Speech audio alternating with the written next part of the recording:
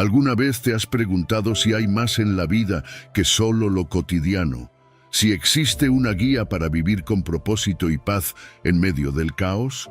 Hoy te llevaré a un viaje transformador a través del Sermón del Monte, donde Jesús nos revela secretos profundos y poderosos para una vida plena.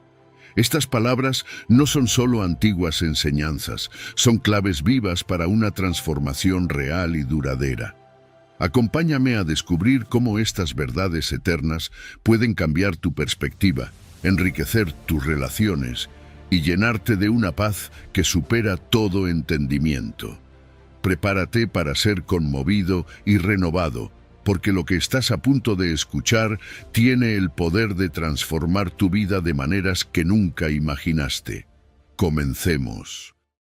1. Introducción a las bienaventuranzas en el Sermón del Monte.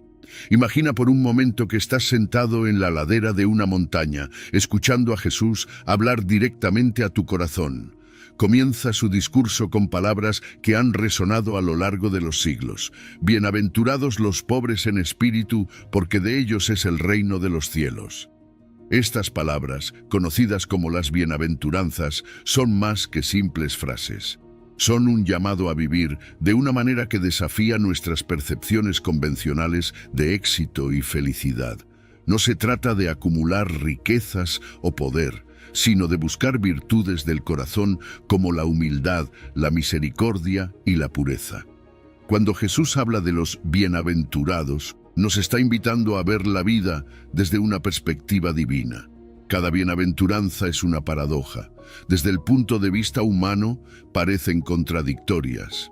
¿Cómo pueden ser dichosos los que lloran, los que son perseguidos o los que tienen hambre y sed de justicia? Pero en el reino de Dios, estas actitudes son bendiciones, son una señal de que el corazón está alineado con la voluntad divina y de que estamos caminando en la dirección correcta hacia una vida impregnada por la gracia y la presencia de Dios. Piénsalo un momento. Jesús no estaba hablando solo a una élite religiosa o a los poderosos de su tiempo. Estaba hablando a una multitud diversa. Pescadores, campesinos, mujeres, niños y también a los marginados. Su mensaje era inclusivo, destinado a todos aquellos que buscan una relación genuina con Dios. Establece un estándar universal, invitándonos a todos a adoptar estas actitudes de corazón que nos acercan más a Él. Las bienaventuranzas son una promesa de consuelo y esperanza. A los que sufren, Jesús les dice que serán consolados. A los que tienen hambre y sed de justicia, les asegura que serán saciados. Estas promesas no son solo para el futuro lejano del reino de los cielos, sino que tienen un poder transformador en el aquí y ahora. Nos invitan a vivir con una perspectiva de esperanza eterna, confiando en que nuestras luchas y sacrificios no son en vano, sino que tienen un propósito y una recompensa divina. Adoptar las bienaventuranzas significa permitir que nuestros corazones sean transformados. Es una invitación a vivir una vida que refleje la gracia de Dios, a ser portadores de su amor y compasión en un mundo que a menudo carece de estas virtudes.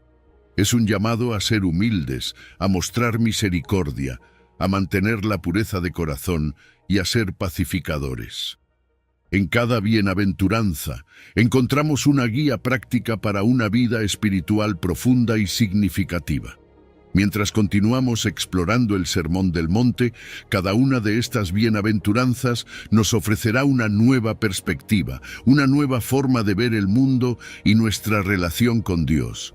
Nos desafían a ir más allá de las apariencias y a cultivar un corazón lleno de fe, esperanza y amor. ¿Estás listo para este viaje? Porque lo que viene a continuación no es solo una lección de historia, sino una oportunidad para renovar tu espíritu y transformar tu vida. 2. Humildad y pobreza de espíritu en la bienaventuranza.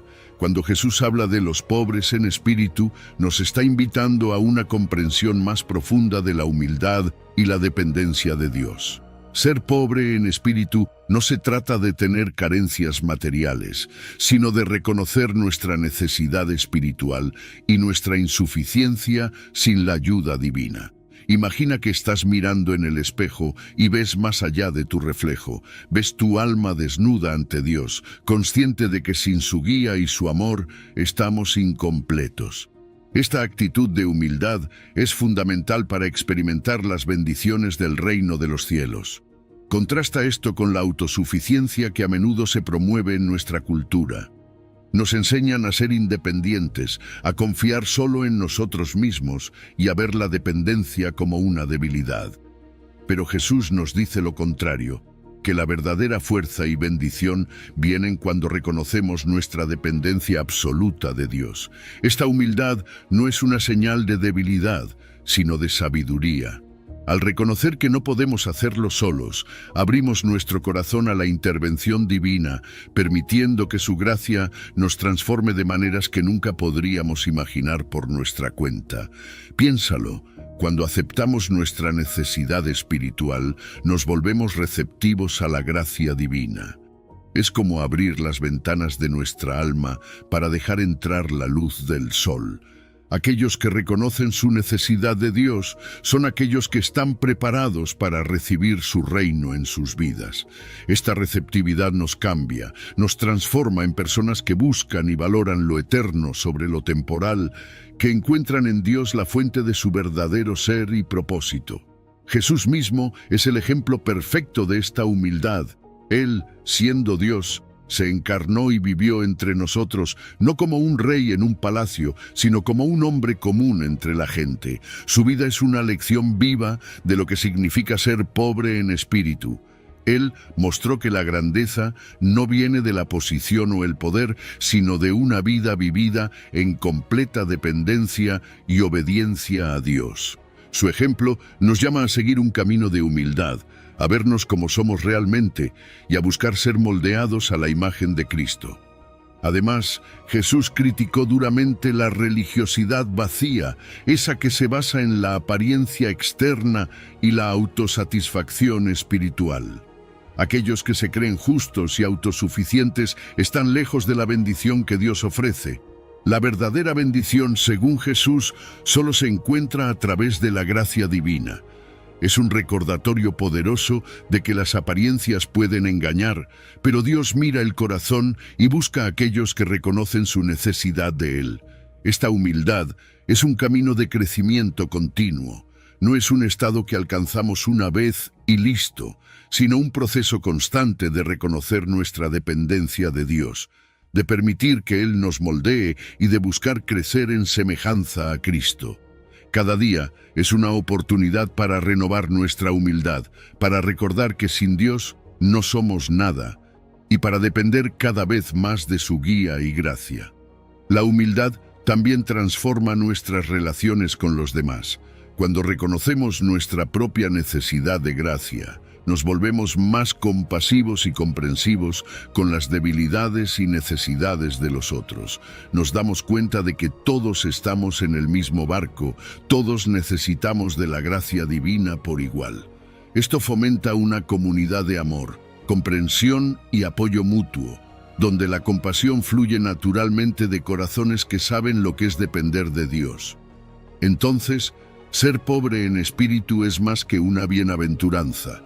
Es un estilo de vida, un camino hacia la verdadera bendición y transformación espiritual.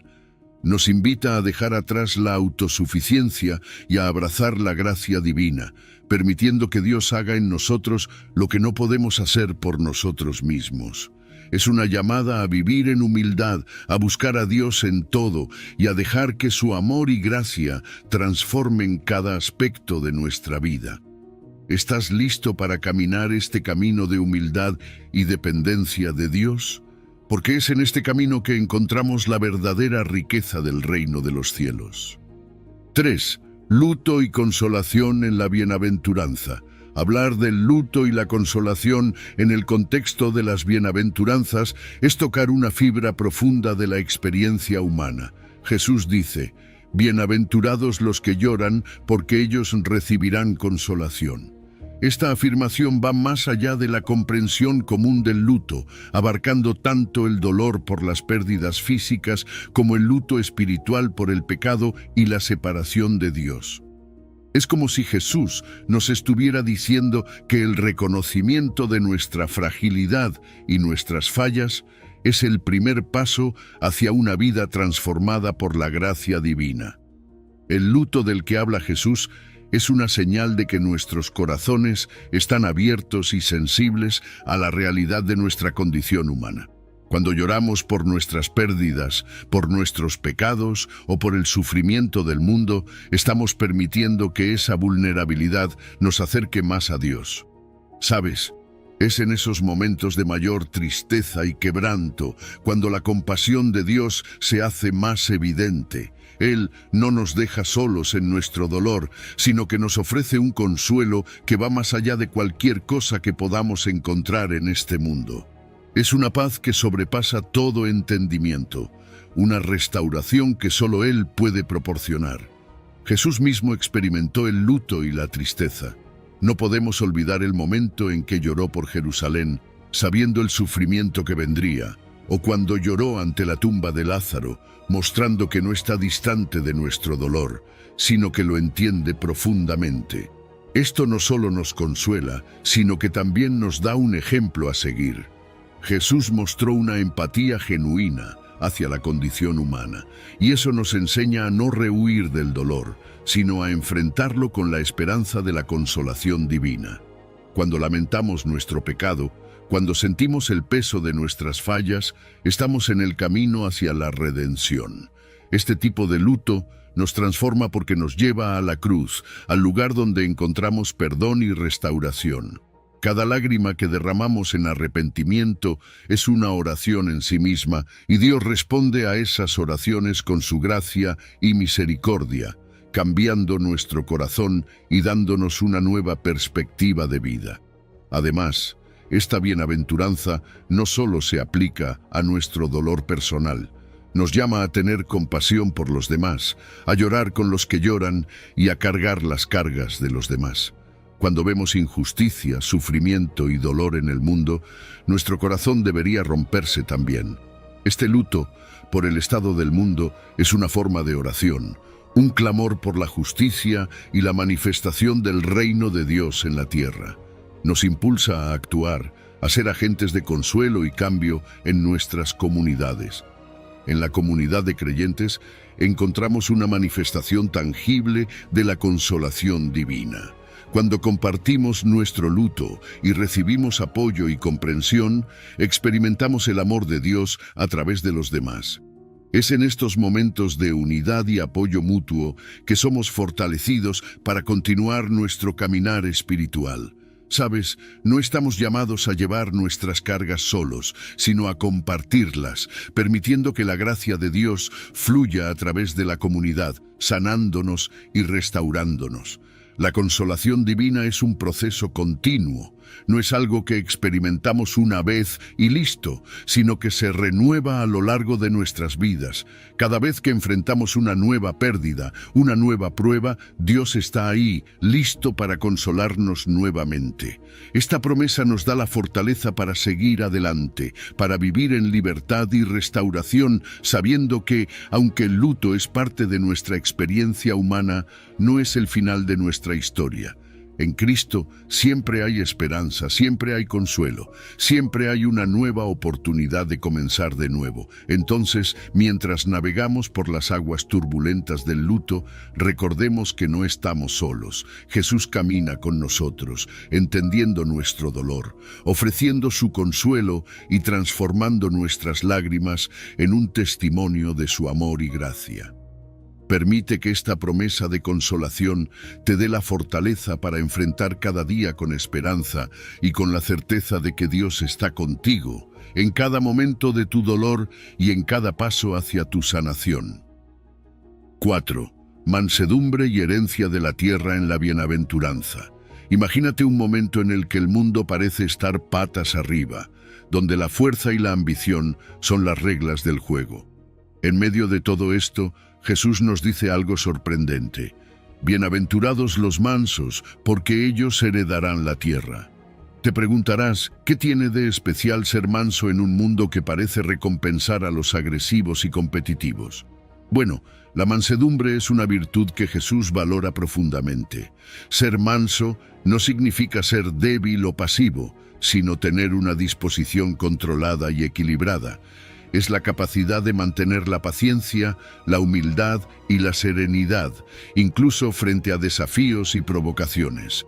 Piénsalo, vivimos en una sociedad que a menudo celebra la fuerza bruta y la ambición desmedida. Nos dicen que debemos ser agresivos para conseguir lo que queremos, que debemos competir sin descanso para ser los mejores. Pero Jesús nos presenta una alternativa radical. La mansedumbre desafía estas normas mundanas y nos invita a adoptar una actitud serena y equilibrada. No se trata de reprimir nuestras emociones o de ser pasivos, sino de responder con gracia y compostura, incluso en situaciones difíciles. Y aquí viene la promesa que Jesús nos da: los mansos heredarán la tierra. Esta promesa no es solo una cuestión de recibir tierras físicas, sino que tiene un significado más profundo. Heredar la tierra simboliza nuestra participación en las bendiciones y promesas del reino de Dios. Es una referencia a la historia redentora de Dios y a las promesas hechas a Abraham. Nos recuerda que, a través de la mansedumbre, nos alineamos con los propósitos divinos y participamos en la herencia espiritual que Dios ha preparado para nosotros. Si miramos la vida de Jesús, vemos el mejor ejemplo de mansedumbre. Él, siendo el Hijo de Dios, se sometió completamente a la voluntad del Padre. Enfrentó sufrimientos y provocaciones sin responder con violencia o enojo. En su pasión y muerte, Jesús mostró una mansedumbre increíble, perdonando a aquellos que lo crucificaron y confiando en la justicia divina. Esta mansedumbre no era debilidad, sino una fuerza interior basada en su relación con el Padre y su confianza en el plan de Dios. La mansedumbre también tiene un impacto significativo en nuestras relaciones con los demás. Cuando somos mansos, reconocemos nuestra dependencia de Dios y buscamos la paz y la reconciliación en nuestras interacciones. Nos volvemos más compasivos y pacientes, dispuestos a escuchar y a comprender a los demás. La mansedumbre nos ayuda a cultivar relaciones saludables y a construir comunidades basadas en el amor y el respeto mutuo. En el contexto del liderazgo cristiano, la mansedumbre es una cualidad esencial. Los líderes cristianos están llamados a servir con humildad y a poner el bienestar de los demás por encima de sus propios intereses. Un líder manso no busca el poder personal, sino que se dedica a guiar y a cuidar a su comunidad, reflejando el ejemplo de Jesús. Finalmente, la verdadera herencia para los mansos va más allá de las posesiones terrenales. Incluye la salvación, la vida eterna y una relación restaurada con Dios. Esta herencia espiritual es el resultado de confiar en Dios y de entregar nuestras vidas a su voluntad. A través de la mansedumbre experimentamos la plenitud de la vida en Cristo y participamos en las promesas eternas de Dios. Entonces, ser manso es una invitación a vivir de una manera que desafía las expectativas del mundo y que abraza los valores del reino de Dios.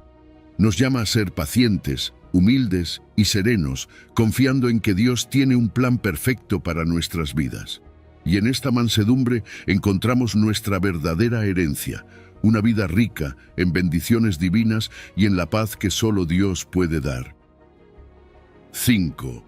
Hambre y sed de justicia en la bienaventuranza.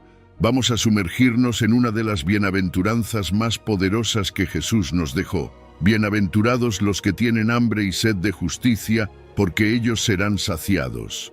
Imagínate tener un deseo tan intenso y apasionado por la justicia, algo que te mueve y te impulsa en cada momento de tu vida. No estamos hablando de una justicia superficial o legalista, sino de una justicia divina, profunda y constante, que alinea nuestras vidas con los principios y valores de Dios. Sabes, en nuestra sociedad A menudo nos conformamos con una justicia que solo toca la superficie de los problemas. Vemos leyes y normas, pero Jesús nos llama a buscar algo más profundo. Nos insta a no conformarnos, a no aceptar lo que es simplemente legal, sino a perseguir lo que es verdaderamente justo. Esto significa vivir de una manera que refleja los valores del reino de Dios, donde la equidad, la compasión y la integridad son fundamentales. La búsqueda de esta justicia está directamente ligada a nuestra participación en el reino de Dios. No es solo un deseo personal, sino un compromiso con un orden social y espiritual que refleja la voluntad divina. Al anhelar y trabajar por la justicia, nos estamos alineando con el propósito de Dios para el mundo. Estamos diciendo que queremos ver su reino aquí en la tierra, tal como es en el cielo. Y esto no es tarea fácil.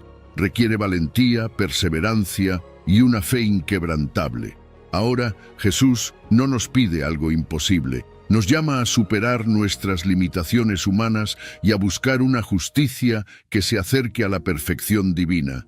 Esto significa confrontar la injusticia donde quiera que la veamos y promover un orden que refleje el corazón de Dios. Piensa en cómo Jesús, a lo largo de su ministerio, confrontó la injusticia. Él mostró una compasión increíble hacia los oprimidos, los marginados y los pecadores. No se quedó callado frente a la hipocresía y la corrupción, sino que habló con valentía y actuó con amor. Y aquí hay algo esencial, la relación entre la justicia y la misericordia. No podemos buscar justicia sin practicar la misericordia. La verdadera justicia incluye gracia y compasión. Reconocemos que todos necesitamos la gracia de Dios y al mismo tiempo extendemos esa gracia a los demás. Esto es lo que Jesús nos mostró con su vida. Él personificó el hambre y la sed de justicia y al mismo tiempo mostró una misericordia sin límites. La promesa de Jesús es clara: aquellos que tienen hambre y sed de justicia serán saciados. Esto no significa que siempre veremos la justicia perfecta en nuestro tiempo, pero sí que Dios está obrando y que en su reino nuestra búsqueda no es en vano. La satisfacción que Jesús promete es profunda, una satisfacción que trasciende las circunstancias actuales y que se encuentra en la confianza de que Dios está en control y que su justicia prevalecerá. Pero la búsqueda de la justicia no solo transforma nuestra vida personal, también tiene un impacto social.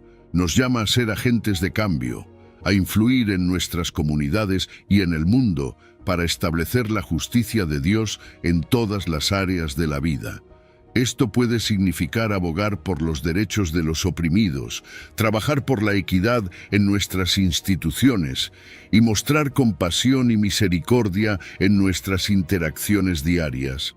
Entonces, cuando hablamos de tener hambre y sed de justicia, estamos hablando de un llamado a una vida de compromiso profundo con los valores del reino de Dios. Es una invitación a ser transformados por la justicia de Dios y a participar activamente en la transformación del mundo. Así que, ¿cómo podemos vivir esta bienaventuranza en nuestro día a día? ¿Cómo podemos dejar que este deseo por la justicia divina guíe nuestras acciones y decisiones? Esa es la reflexión que te dejo hoy. Porque en la búsqueda de la justicia encontramos nuestro propósito y nuestra verdadera satisfacción en Dios. 6. Misericordia y misericordia recibida en la bienaventuranza. Imagínate por un momento la escena en la que Jesús dice: «Bienaventurados los misericordiosos, porque ellos alcanzarán misericordia». Esta afirmación no solo nos invita a ser amables o compasivos de manera superficial, sino que nos llama a vivir una vida marcada por la misericordia auténtica, esa que refleja el corazón de Dios mismo. Practicar la misericordia no solo beneficia a aquellos que la reciben, sino que también transforma profundamente a quienes la ofrecen, llevándolos a experimentar la misericordia divina en sus propias vidas. Cuando hablamos de misericordia, estamos yendo más allá de la simple compasión. Es un acto de bondad y perdón hacia aquellos que quizá no lo merecen. Es tomar la decisión consciente de aliviar el sufrimiento ajeno y ofrecer gracia. Este tipo de misericordia es activa, se manifiesta en acciones concretas que reflejan el amor práctico de Dios. Ese amor que se preocupa por el bienestar integral del otro, que se ensucia las manos para sanar heridas y que se extiende incluso a nuestros enemigos. La bienaventuranza sugiere que aquellos que practican la misericordia están reflejando la naturaleza abundante de Dios, quien es misericordioso de manera ilimitada. Cuando somos misericordiosos, nos alineamos con el carácter divino, permitiendo que su amor y compasión fluyan a través de nosotros. Es como si fuéramos canales de su gracia, llevando un poco del cielo a la tierra. Y esto es poderoso, porque al ser misericordiosos, no solo transformamos nuestras vidas, sino también las vidas de quienes nos rodean. Jesús, en su enseñanza, a menudo contrastaba la misericordia con una justicia estricta y legalista. Piensa en la mujer sorprendida en adulterio, llevada ante Jesús para ser condenada según la ley. En lugar de aprobar su castigo, Jesús mostró misericordia, desafiando a los acusadores a mirar primero sus propias faltas. Este acto de misericordia no solo salvó a la mujer de la muerte, sino que también les ofreció a sus acusadores una oportunidad de reflexión y cambio. La misericordia va más allá de lo que es justo, ofrece comprensión y perdón incluso cuando no es merecido. Quienes practican la misericordia no solo impactan la vida de los demás, sino que también abren el camino para experimentar la misericordia divina en sus propias vidas.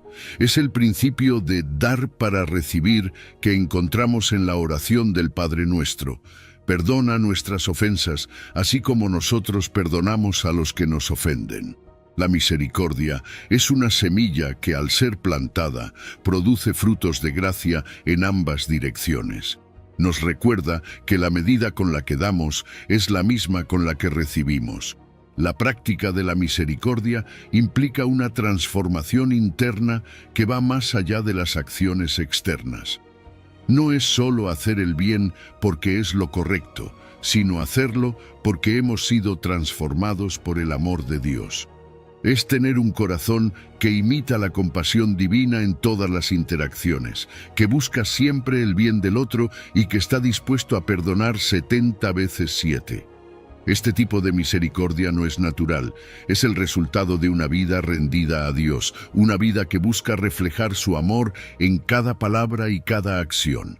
En un mundo donde la venganza y la reciprocidad negativa a menudo prevalecen, la bienaventuranza de la misericordia nos desafía profundamente. Nos llama a ser diferentes, a romper el ciclo de resentimiento y a promover la reconciliación. Cuando practicamos la misericordia, contribuimos a la creación de comunidades caracterizadas por la gracia y el amor.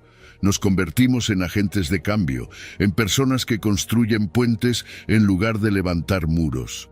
La misericordia practicada con humildad reconoce la necesidad universal de perdón y compasión. Entiende que todos somos susceptibles de cometer errores y que todos necesitamos de la gracia divina. Al extender esta gracia a otros, no solo reflejamos el amor de Dios, sino que también ayudamos a romper el ciclo de resentimiento y a crear un ambiente donde el amor y la compasión pueden florecer.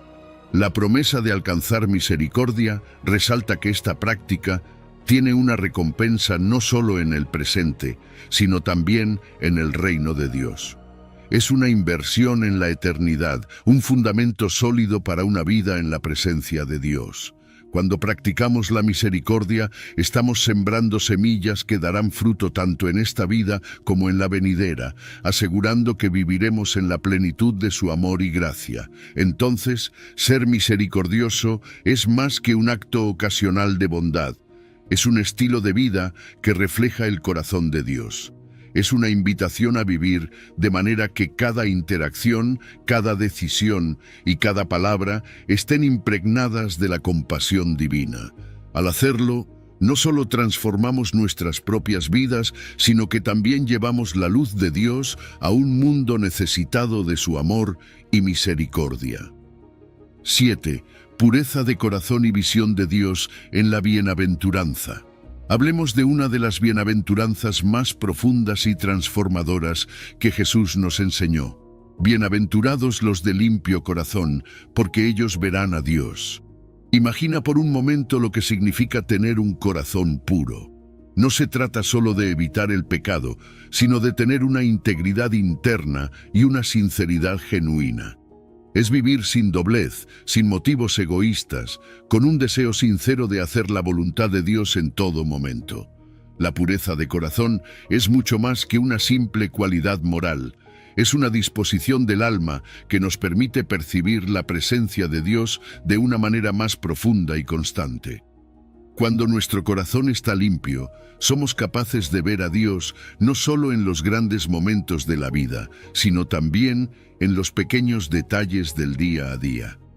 Es como tener una visión espiritual afinada que nos permite reconocer la mano de Dios obrando en todas las cosas. Esta pureza no es algo que logramos por nosotros mismos, sino que es el resultado de una transformación interna continua. Es una lucha activa contra la contaminación espiritual, un esfuerzo constante por alinear nuestros deseos y motivos con la voluntad divina.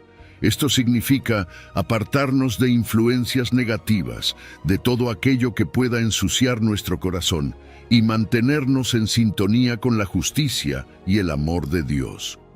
No es un camino fácil, pero es uno que lleva a una vida plena y significativa. La promesa de ver a Dios es una de las más poderosas que encontramos en la Biblia, pero no se refiere únicamente a una visión física de Dios en el futuro. Implica una percepción espiritual más profunda, una capacidad para reconocer y experimentar la guía constante de Dios en todas las áreas de nuestra vida. Es como si cada día, con un corazón puro, pudiéramos ver un poco más del rostro de Dios reflejado en las cosas que nos rodean. Tener un corazón limpio facilita una comunión íntima con Dios que va más allá de las formalidades religiosas. Es una relación genuina y profunda, donde podemos conocer y experimentar la presencia divina en nuestra vida diaria. Es despertar cada mañana con la certeza de que Dios está con nosotros, guiándonos, consolándonos y transformándonos. Este proceso de santificación es un llamado a una renovación constante. Es reconocer que, aunque podamos caer, siempre podemos levantarnos y arrepentirnos, permitiendo que Dios continúe transformando y purificando nuestro corazón. Es una disposición de estar siempre abiertos a la corrección divina, sabiendo que cada paso hacia la pureza de corazón nos acerca más a la visión de Dios. La pureza de corazón también se refleja en cómo tratamos a los demás. Aquellos con corazones puros son capaces de ver la imagen de Dios en cada persona, desarrollando una capacidad aguda para discernir la voluntad de Dios en diferentes situaciones. Esta pureza se manifiesta en un amor y compasión genuinos, en una disposición para servir y ayudar sin esperar nada a cambio. Y aquí es donde la vida fructífera entra en juego. Un corazón limpio lleva a una vida que refleja los frutos del Espíritu: amor, alegría, paz, paciencia, benignidad, bondad, fe, mansedumbre y templanza. Es una vida que no solo experimenta la transformación interna, sino que también tiene un impacto visible en el mundo que nos rodea. Las personas notan algo diferente en nosotros, una luz, una paz que solo puede venir de un corazón alineado con Dios.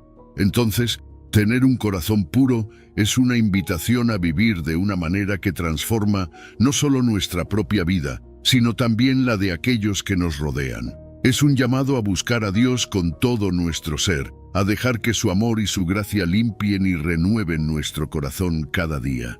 ¿Estás listo para aceptar este llamado? Porque en la pureza de corazón no solo encontramos la visión de Dios, sino también una vida llena de propósito, significado y una alegría que trasciende todas las circunstancias. Número 8. pacificadores e hijos de Dios en la bienaventuranza. Fíjate que cuando Jesús dice, bienaventurados los pacificadores, porque ellos serán llamados hijos de Dios, nos está invitando a una tarea que va más allá de simplemente evitar peleas o conflictos. Ser un pacificador es mucho más profundo. Implica promover activamente la paz y la reconciliación en nuestras vidas y en las de quienes nos rodean. Esto refleja nuestra identidad como hijos de Dios, porque Dios mismo es el gran pacificador. ¿Sabes? La paz de la que Jesús habla no es solo la ausencia de conflicto, va mucho más allá. Es una paz que incluye bienestar integral, armonía y reconciliación.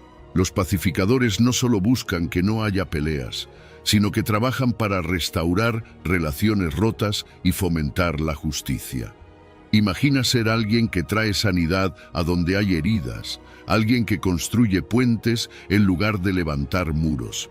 Eso es lo que significa ser un pacificador. Dios nos da el ejemplo perfecto de lo que significa ser un pacificador a través de la obra redentora de Jesucristo. Jesús vino al mundo para reconciliarnos con Dios, para traer paz a nuestras vidas y enseñarnos a vivir en armonía unos con otros. Como pacificadores, estamos llamados a imitar este modelo divino en nuestras relaciones y acciones. Cada vez que optamos por el perdón en lugar del resentimiento, cada vez que buscamos entender en lugar de juzgar, estamos reflejando el carácter de Dios. Y aquí es donde se pone interesante. Ser pacificador también significa rechazar la violencia y la hostilidad como soluciones a los problemas. En un mundo que a menudo recurre a la fuerza y la agresión para resolver diferencias, los pacificadores eligen un camino diferente. Optan por soluciones que promueven la unidad, la armonía y la equidad. Es un camino más difícil, sin duda, pero uno que lleva a una paz duradera y genuina. Los pacificadores también se comprometen a abordar las causas subyacentes de los problemas. No se contentan con poner parches temporales, buscan la raíz de los conflictos y trabajan hacia la equidad y la rectitud.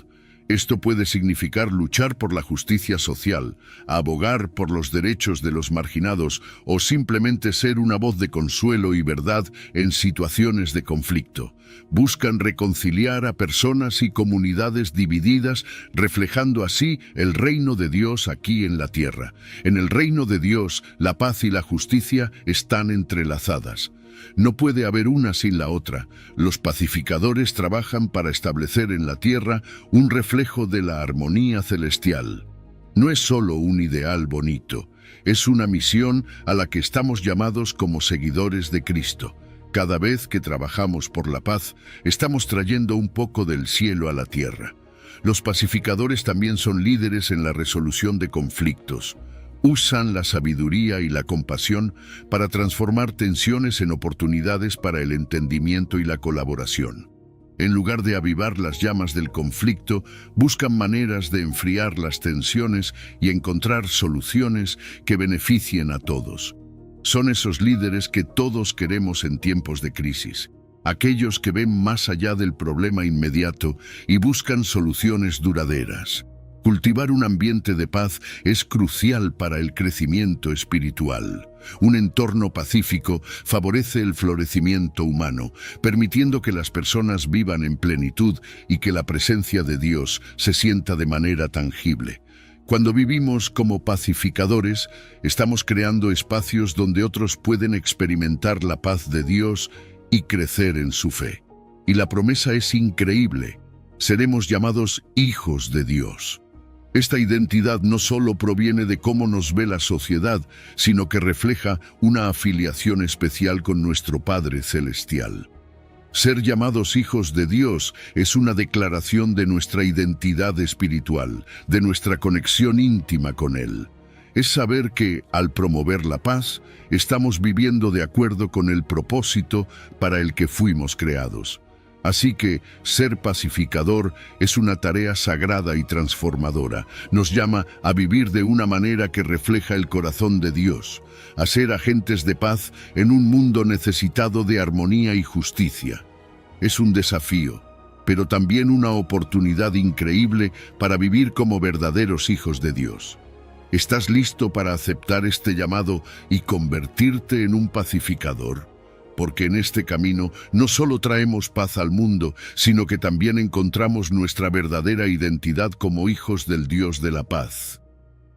9. Persecución por justicia en la bienaventuranza. Sabes, hablar de la persecución por causa de la justicia no es fácil. Nos toca una fibra sensible, porque a nadie le gusta la idea de sufrir o enfrentar hostilidad. Pero Jesús nos dice: bienaventurados los que padecen persecución por causa de la justicia, porque de ellos es el reino de los cielos. Esto nos da una perspectiva completamente diferente sobre la persecución. Nos recuerda que aquellos que buscan la justicia pueden enfrentar dificultades, pero también nos asegura una recompensa celestial que vale la pena. La persecución por causa de la justicia es una realidad que muchos han enfrentado a lo largo de la historia.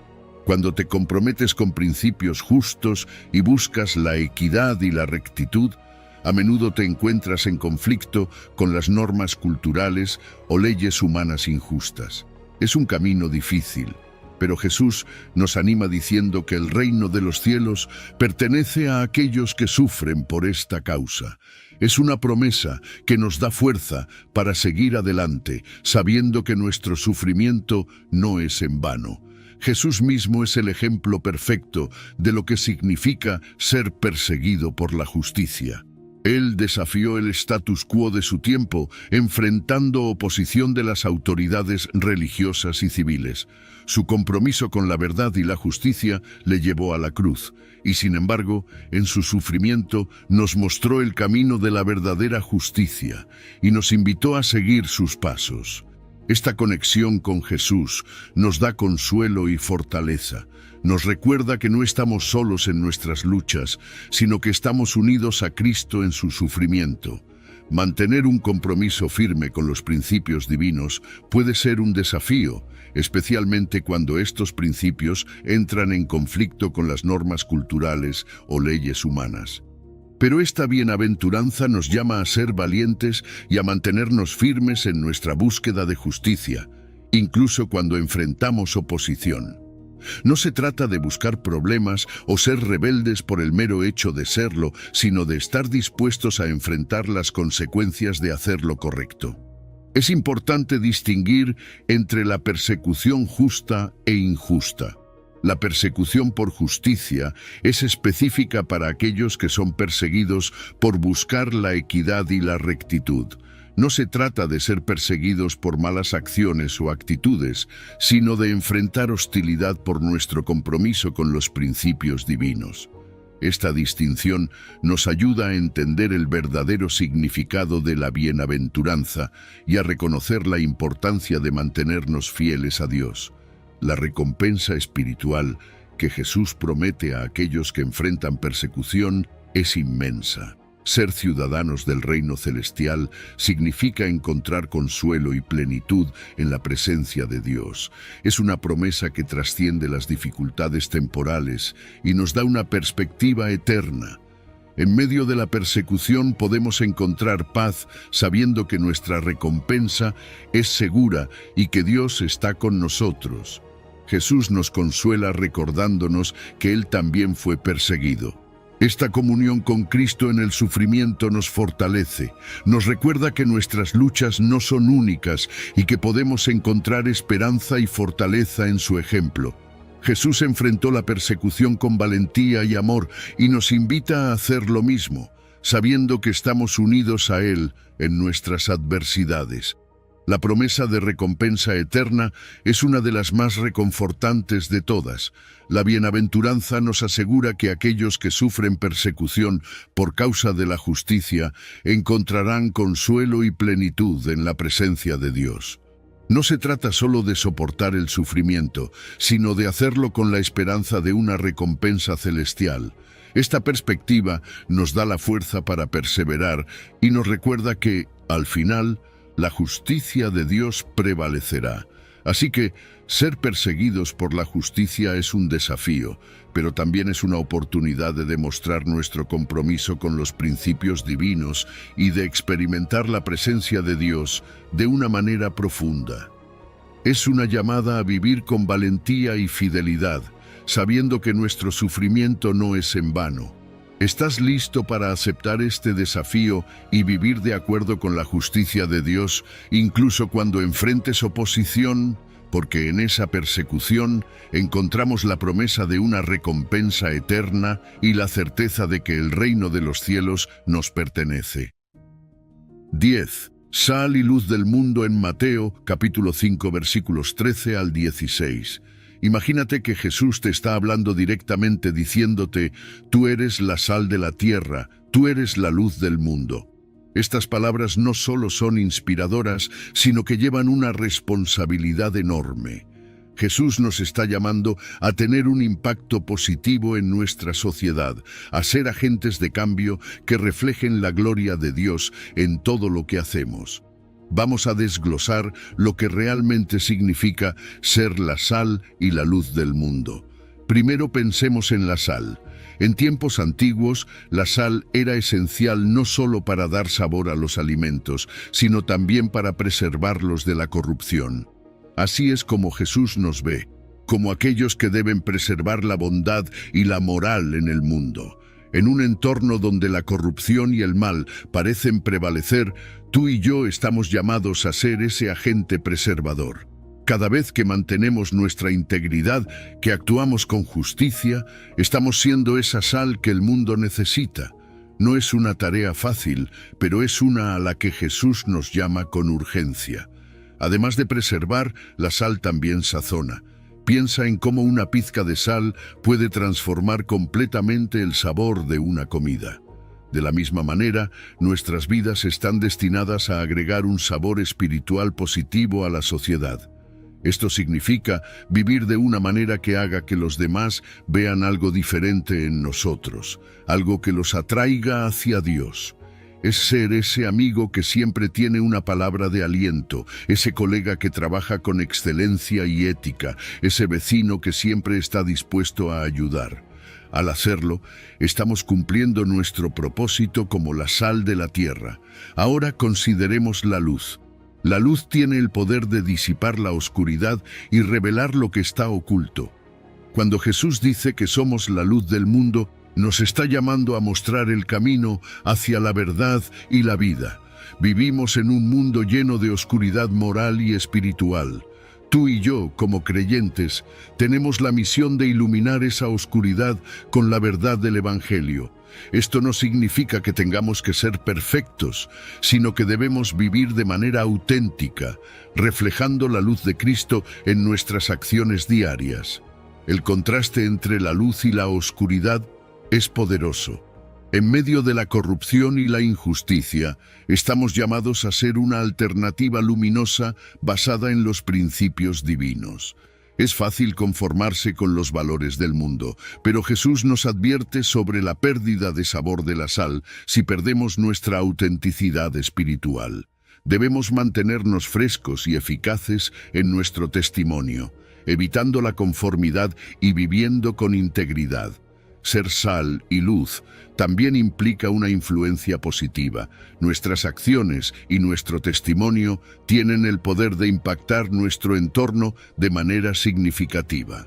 Cuando vivimos de acuerdo con los principios de Dios, influimos en quienes nos rodean, promoviendo una cultura de amor, justicia y compasión. Somos agentes de cambio, llamados a transformar nuestra sociedad para que se alinee más con los valores del reino de Dios. Jesús nos llama a ser sal y luz, no solo de manera individual, sino también colectiva. Como comunidad de creyentes, nuestro impacto se magnifica. Juntos, podemos marcar una diferencia significativa en nuestra cultura y sociedad. Es en la unión y en el trabajo conjunto donde realmente podemos ver cambios profundos y duraderos. Entonces, ser sal y luz es una llamada a vivir de manera intencional y auténtica. Es un llamado a preservar la bondad, a sazonar la vida de los demás con el amor de Dios, a iluminar la oscuridad con la verdad del Evangelio y a influir positivamente en nuestro entorno. Es una tarea grande, pero no estamos solos. Tenemos a Dios con nosotros, guiándonos y fortaleciendo cada paso del camino. Así que, ¿cómo puedes ser sal y luz hoy? ¿Cómo puedes reflejar la gloria de Dios en tus acciones y palabras? Piensa en las pequeñas cosas. Una palabra amable, un acto de justicia, una decisión ética.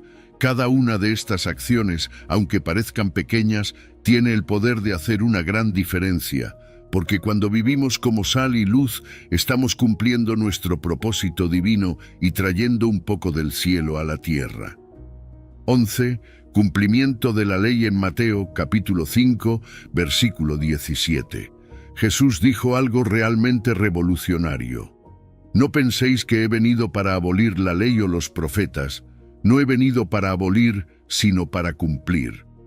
Esto es crucial porque subraya la importancia de vivir conforme a los principios divinos que Dios estableció desde el principio. La ley mosaica no era solo un conjunto de reglas, sino una guía para vivir en armonía con Dios y con los demás. Jesús no vino a desechar esta guía, sino a completarla, a llevarla a su máximo propósito. Cumplir la ley va más allá de simplemente seguir reglas al pie de la letra. Se trata de entender y llevar a cabo los propósitos divinos detrás de cada mandamiento. La ley no es un fin en sí misma, sino un medio para revelar la integridad y la eternidad de los principios divinos. Cuando Jesús habla de cumplir la ley, nos está invitando a una transformación interior. No se trata solo de la observancia externa, sino de cambiar nuestro corazón y nuestras motivaciones internas para alinearlas con la voluntad de Dios. Hay una continuidad hermosa entre el Antiguo y el Nuevo Testamento que Jesús enfatiza.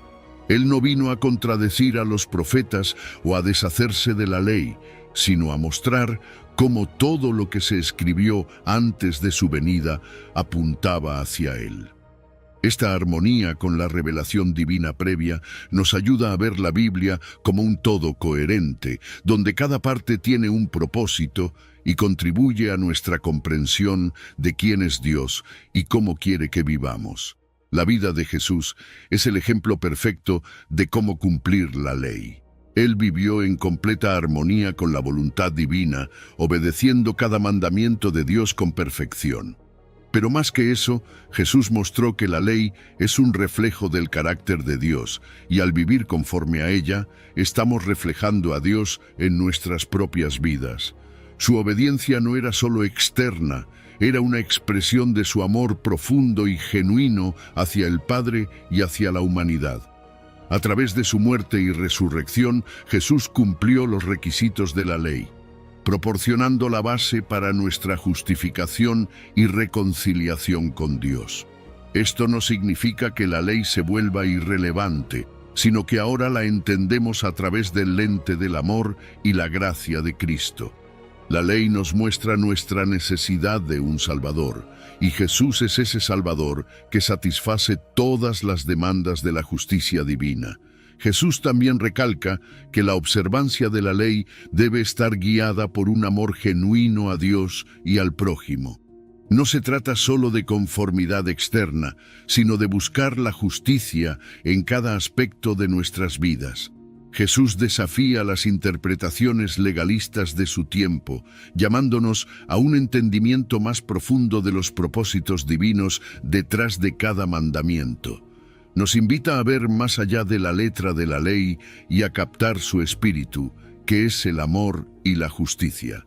Una de las cosas más poderosas que Jesús hace es ajustar el énfasis de la ley, destacando la importancia de la misericordia sobre el sacrificio. Él nos enseña que el valor del amor, incluso hacia los enemigos, es fundamental. Esta enseñanza profunda y significativa nos desafía a vivir de una manera que refleje el corazón de Dios en cada interacción, en cada decisión y en cada acción. La misericordia y el amor se convierten en los pilares sobre los cuales se construye una vida que cumple verdaderamente la ley de Dios. 12. Enseñanzas sobre el enojo. Imagina que estás escuchando a Jesús decir: habéis oído que se dijo a los antiguos, no matarás, y cualquiera que mate será culpable de juicio. Pero yo os digo que cualquiera que se enoje contra su hermano será culpable de juicio. Aquí Jesús no solo está hablando del acto externo del asesinato, sino que va directamente a la raíz del enojo.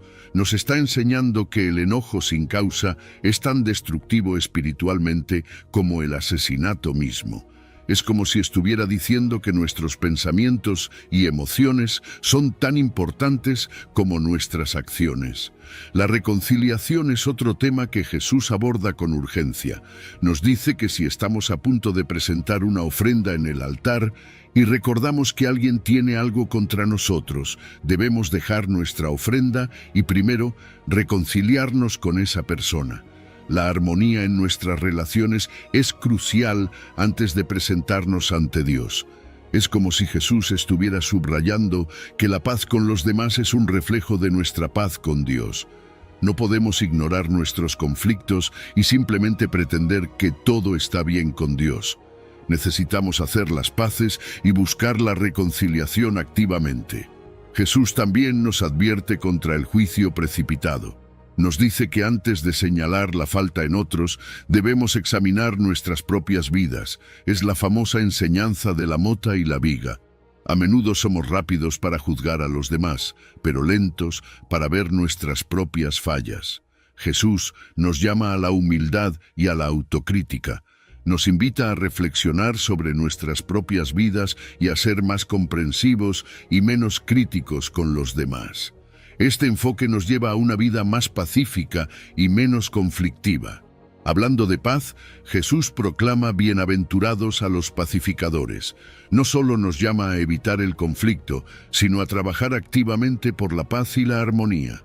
Ser pacificador es un llamado a ser agente de cambio, alguien que busca soluciones y construye puentes en lugar de muros.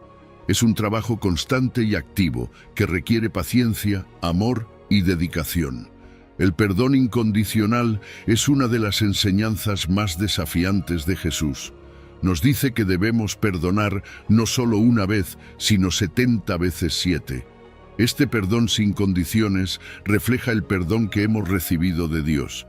Es un recordatorio de que todos somos susceptibles de cometer errores y necesitamos la gracia de Dios. Perdonar a los demás no es fácil, pero es esencial para vivir en la paz y la libertad que Dios quiere para nosotros. Jesús también aconseja resolver los conflictos rápidamente.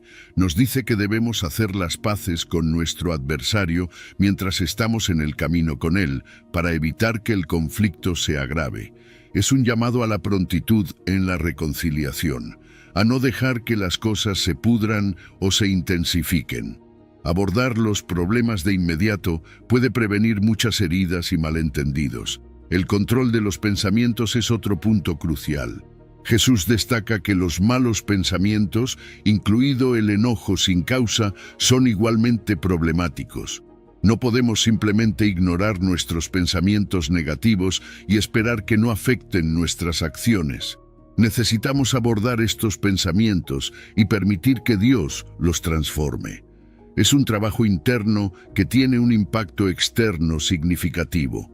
Amar a los enemigos y orar por aquellos que nos persiguen es una de las enseñanzas más radicales de Jesús. Nos desafía a ir más allá de nuestras respuestas naturales y a mostrar amor incluso a aquellos que nos hacen daño.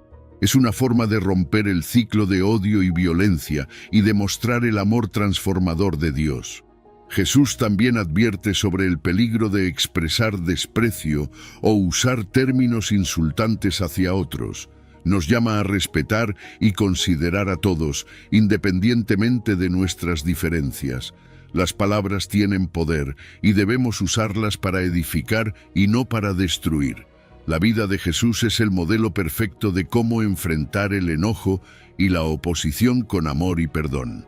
Incluso en la crucifixión, Jesús perdonó a sus verdugos y mostró un amor incondicional. Nos enseña a hacer lo mismo, a responder con gracia en lugar de enojo. La oración juega un papel crucial en todo esto. Jesús nos enseña a llevar nuestras cargas emocionales a Dios, permitiendo que Él transforme nuestros corazones y situaciones. La oración no solo nos conecta con Dios, sino que también nos ayuda a liberar el enojo y encontrar paz. Finalmente, antes de su ascensión, Jesús promete enviar al Espíritu Santo como ayuda y consuelo. El Espíritu Santo nos capacita para manejar el enojo y otras emociones de manera adecuada. No estamos solos en este viaje, tenemos la ayuda divina para guiarnos y fortalecernos. 13. Enseñanzas sobre el adulterio en el corazón. Fíjate que Jesús, en su Sermón del Monte, toca un tema que va directo al corazón, el adulterio, pero no solo habla del acto en sí, sino de lo que sucede dentro de nosotros. Habéis oído que se dijo, no cometerás adulterio. Pero yo os digo que cualquiera que mira a una mujer para codiciarla, ya adulteró con ella en su corazón. Aquí, Jesús nos está diciendo que la pureza no es solo cuestión de acciones externas, sino también de nuestros pensamientos y deseos internos. Nos llama a una integridad que abarca todo nuestro ser, desde lo que hacemos hasta lo que pensamos y sentimos. El adulterio, según Jesús, no empieza con una acción física. Comienza en el corazón, en los pensamientos y deseos que dejamos crecer sin control. Es ahí donde el pecado echa raíces. Jesús quiere que entendamos que el problema no es solo lo que hacemos, sino lo que permitimos que ocurra en nuestra mente y corazón. Nos llama a una transformación interna, a cambiar desde adentro para que nuestras acciones reflejen esa pureza. Y aquí es donde nos desafía a asumir la responsabilidad de nuestros propios pensamientos y deseos. No podemos justificar el pecado diciendo que fuimos tentados. La tentación es una oportunidad para ejercer autocontrol y buscar la pureza. Jesús nos está llamando a ser dueños de nuestros pensamientos, a no dejar que el deseo lujurioso tome el control. Nos dice que el deseo en sí mismo, cuando se alimenta y se deja crecer, es tan serio como el acto de adulterio. La seriedad de este pecado es clara. Jesús equipara el deseo lujurioso con el adulterio mismo. Esto subraya la importancia de mantener nuestros corazones y mentes puros, pero no nos deja sin esperanza. Ofrece una solución a través del arrepentimiento y la transformación interna que son posibles por su obra redentora. Nos invita a venir a Él con nuestros fallos, a recibir su gracia y a permitir que transforme nuestro corazón. Para evitar caer en la tentación, Jesús aconseja tomar medidas radicales. Si tu ojo te es ocasión de caer, sácatelo. Si tu mano te es ocasión de caer, córtatela. Claro, no está hablando literalmente, pero nos está diciendo que debemos ser serios y decididos en mantenernos alejados de situaciones que puedan llevarnos al pecado. La pureza es tan importante que vale la pena hacer sacrificios para mantenerla. Jesús también desafía las normas culturales de su época al llamar tanto a hombres como a mujeres a guardar sus corazones y vivir en pureza. En una cultura donde a menudo se excusaba a los hombres por sus deseos, Jesús establece un estándar elevado para todos. Nos llama a una igualdad de responsabilidad en la pureza y la santidad. Critica duramente una religiosidad externa que oculta la impureza interna. No se trata solo de parecer puros, sino de serlo de verdad. Jesús nos llama a una fe genuina que transforma el corazón y se refleja en acciones consistentes con la pureza. Nos invita a dejar la hipocresía y a vivir una vida auténtica y santa, y aquí es donde la gracia y el perdón divino son cruciales. Todos fallamos, todos luchamos con pensamientos y deseos impuros. Jesús destaca la necesidad de la gracia y el perdón para la transformación interna y la vida en santidad. No podemos hacerlo solos, necesitamos la obra de Cristo y la ayuda del Espíritu Santo para vivir en pureza. Jesús busca prevenir el pecado en todas sus formas al abordar su raíz en el corazón. No solo nos dice qué no hacer, sino que nos muestra cómo vivir una vida transformada. A través de su obra, nos muestra que la pureza es posible, nos llama a una vida de santidad, reflejando la pureza y la santidad de Dios, tanto en nuestras acciones como en nuestros pensamientos. Así que, ¿cómo podemos aplicar esto en nuestra vida diaria? Primero, reconociendo la importancia de nuestros pensamientos y deseos. Segundo, buscando la transformación interna a través de Cristo. Tercero, tomando medidas serias para evitar la tentación. Y finalmente, viviendo una vida de integridad y pureza, no solo en lo que hacemos, sino en lo que pensamos y sentimos. Porque al final, Jesús nos llama a ser puros de corazón, para que nuestras vidas reflejen su santidad y su amor en todo lo que somos y hacemos. 14. Juramentos y la honestidad. Cuando Jesús habla sobre los juramentos en Mateo 5, versículos 33 al 37, nos está dando una lección profunda sobre la importancia de la honestidad y la integridad. Nos dice que no necesitamos jurar por el cielo, la tierra o nuestra propia cabeza para ser creíbles. Lo que realmente importa es que nuestras palabras sean sinceras y auténticas en todas las circunstancias. Piensa en cuántas veces sentimos la necesidad de respaldar nuestras promesas con grandes juramentos. Jesús nos está diciendo que eso no es necesario si vivimos con integridad. Nuestra credibilidad debería basarse en la sinceridad de nuestras palabras, no en grandilocuentes promesas. En los tiempos de Jesús era común que la gente hiciera juramentos para reforzar la verdad de sus palabras. Pero Jesús va más allá y nos llama a una vida de tal honestidad que nuestras palabras por sí solas sean suficientes. Nos desafía a evitar los juramentos manipulativos, aquellos que se usan para engañar o dar una apariencia de santidad. La verdadera integridad no necesita adornos. Si decimos sí o no, eso debería ser suficiente. La claridad y la verdad en nuestras palabras son más valiosas que cualquier juramento. Jesús también critica la práctica de usar juramentos para aparentar santidad o credibilidad. No se trata solo de lo que decimos, sino de vivir de una manera que nuestras acciones respalden nuestras palabras. Imagina un mundo donde todos vivieran así. Las relaciones serían mucho más saludables, basadas en la confianza mutua y la autenticidad. No habría necesidad de juramentos adicionales porque todos sabríamos que podemos confiar en la palabra del otro. La enseñanza de Jesús sobre los juramentos también nos llama a reflexionar sobre nuestra responsabilidad ante Dios. Hacer un juramento es una promesa hecha directamente a Dios y debemos cumplirla con seriedad. Pero más allá de los juramentos formales, nuestra vida diaria debería reflejar un compromiso genuino con la verdad y la integridad. Cada palabra que decimos, cada promesa que hacemos, es una oportunidad para vivir de acuerdo con los valores del reino de Dios. Cuando Jesús nos dice que no juremos ni por el cielo ni por la tierra, nos está recordando nuestra limitada capacidad para controlar el futuro.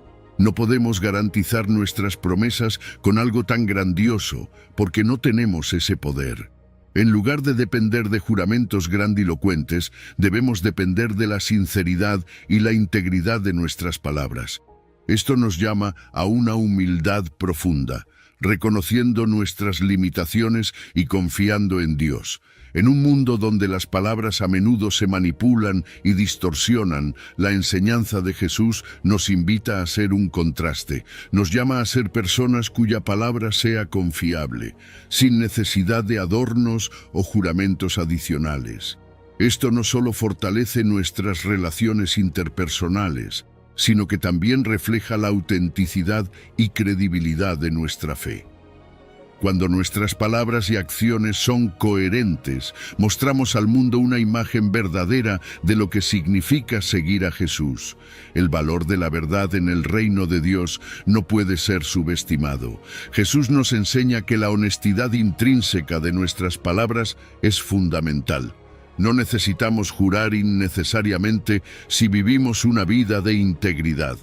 Esto no solo nos libera de la hipocresía, sino que también promueve una comunidad más fuerte y confiable. Cuando vivimos con integridad, construimos una reputación de honestidad que fortalece las relaciones y fomenta la confianza. Jesús también nos recuerda que la integridad en nuestras palabras tiene un impacto directo en nuestras relaciones interpersonales. Promueve relaciones saludables basadas en la confianza mutua y la autenticidad. Cuando podemos confiar en las palabras de los demás, nuestras interacciones se vuelven más genuinas y significativas. Esto fortalece no solo nuestras relaciones personales, sino también nuestra comunidad en general. En resumen, Jesús nos llama a una vida de honestidad y sinceridad, donde nuestras palabras sean suficientes sin la necesidad de juramentos grandilocuentes. Nos invita a vivir con integridad en todas las áreas de nuestra vida, construyendo una reputación de verdad y confiabilidad. Al hacerlo, no solo reflejamos el carácter de Dios, sino que también fortalecemos nuestras relaciones y promovemos una comunidad basada en la confianza y la autenticidad. ¿Estás listo para aceptar este desafío y vivir una vida de integridad y honestidad? Porque en esa vida encontramos la verdadera libertad y el reflejo del reino de Dios en nuestra vida diaria. 15. Resistencia al mal. La enseñanza de Jesús sobre amar a los enemigos. Jesús nos desafía de una manera increíble cuando nos dice, amad a vuestros enemigos. Piénsalo por un momento. ¿Cuántas veces hemos sentido rencor, enojo o deseos de venganza contra aquellos que nos han hecho daño? Sin embargo, Jesús rompe con todas las normas culturales al enseñarnos que debemos amar a nuestros enemigos, no solo amar a aquellos que nos aman, lo cual es fácil, sino amar a quienes nos persiguen y nos hacen mal. Este amor trasciende la reciprocidad limitada del amor humano y nos llama a una vida de amor incondicional. Jesús no se detiene ahí. En Mateo 5, versículo 44, nos instruye a orar por aquellos que nos persiguen. Este es un acto que subvierte completamente la respuesta natural de retaliación. En lugar de devolver mal por mal, Jesús nos llama a orar, a poner a esos individuos en manos de Dios y a desear su bienestar. Orar por nuestros enemigos no solo transforma nuestra actitud hacia ellos, sino que también abre la puerta a la obra de Dios en sus vidas y en las nuestras. Superar el mal con el bien es otra enseñanza radical de Jesús. Nos llama a responder a la hostilidad con compasión, a la maldad con bondad. Es una propuesta que busca transformar la hostilidad en algo positivo. Imagina el poder de esta transformación. Un enemigo convertido en amigo. Un acto de maldad desarmado por un acto de bondad. Este tipo de amor no es natural para nosotros, pero es precisamente lo que nos distingue como seguidores de Jesús. Refleja la naturaleza divina de un amor que no hace distinciones basadas en la bondad percibida. Amar a nuestros enemigos no solo tiene un impacto personal, sino también social. La resistencia al mal mediante el amor no busca solo la reconciliación personal, sino que contribuye a la sanidad interior y a la restauración espiritual. Cuando elegimos amar en lugar de odiar, estamos sanando nuestras propias almas y promoviendo un ambiente de paz y reconciliación en nuestras comunidades. Este tipo de amor tiene el poder de transformar sociedades enteras. La enseñanza de Jesús sobre amar a los enemigos es radicalmente contracultural. Desafía la ética convencional que nos dice que debemos devolver mal por mal, ojo por ojo. Jesús nos muestra un camino diferente, un camino de amor y perdón que requiere una transformación profunda en nuestra manera de pensar y actuar. Esta transformación no solo afecta a nuestras relaciones personales, sino que también tiene un impacto profundo en la forma en que la sociedad responde al mal y a la injusticia. Jesús mismo es el ejemplo supremo de gracia. Al amar incluso a aquellos que lo crucificaron, al pedir perdón por ellos mientras sufría en la cruz, Jesús establece el estándar máximo de la gracia divina. Este es el amor que Él nos llama a imitar. Es un amor que no conoce límites, que no se rinde ante la hostilidad y que siempre busca el bienestar del otro, incluso a costa del propio sufrimiento. La enseñanza de Jesús también busca la reconciliación en lugar del conflicto. Amar a nuestros enemigos rompe el ciclo de violencia y odio que perpetúa el conflicto. En lugar de alimentar el resentimiento, buscamos la reconciliación y la paz. Este enfoque no solo beneficia a quienes nos rodean, sino que también nos libera de la carga del odio y la amargura. Jesús nos invita a una comprensión profunda del prójimo. Nos llama a ver más allá de las acciones hostiles y a reconocer la humanidad y las necesidades de aquellos que consideramos enemigos.